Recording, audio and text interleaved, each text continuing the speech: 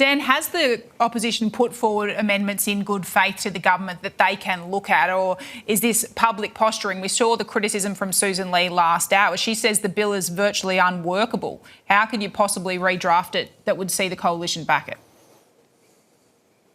Well, we would be happy to try. We would be happy to try and fix it if the Prime Minister would act in good faith. But he won't. What he did was he lobbed this huge piece of legislation on the Parliament, which no one had the time to see. He's then said, all right, there will be a 2-day or 3-day parliamentary inquiry, which is simply not long enough to look at the detail and the complexity around this issue. And then he just played the most blatant politics that you could ever see by then lobbying gun law reform in with this issue. Now, I can tell you, everyone has seen it for what it is. It's blatant politics, and it's time the Prime Minister acted like a true leader during a national crisis. Instead of these games, you know what it reminds me of? It's the way Dan Andrews used to lead in Victoria, and it's like he's a chip off the old block. He just wants to play politics with everything and will not unite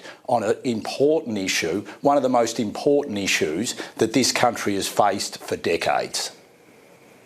I want to ask you about guns, but just on this point about it being rushed. It seems like a hard argument for the coalition to mount. It's rushed at the very same time Susan Lee called for Parliament to be back before Christmas. That would have been even more rushed legislation in terms of getting the details right, which we need to on hate speech laws.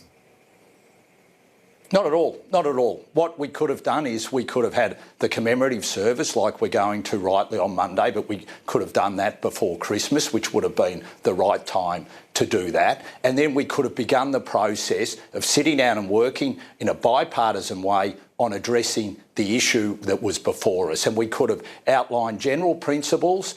We could have got a bipartisan committee formed that could have worked over the last 3 to 4 weeks to then be able to present to the Parliament something that we were all united about. Instead, the Prime Minister had to be led kicking and screaming to appoint a Royal Commission. We all know he tried to wait it out and tried to see whether Christmas and New Year would mean that a focus would be lost and we wouldn't have to have a Royal Commission.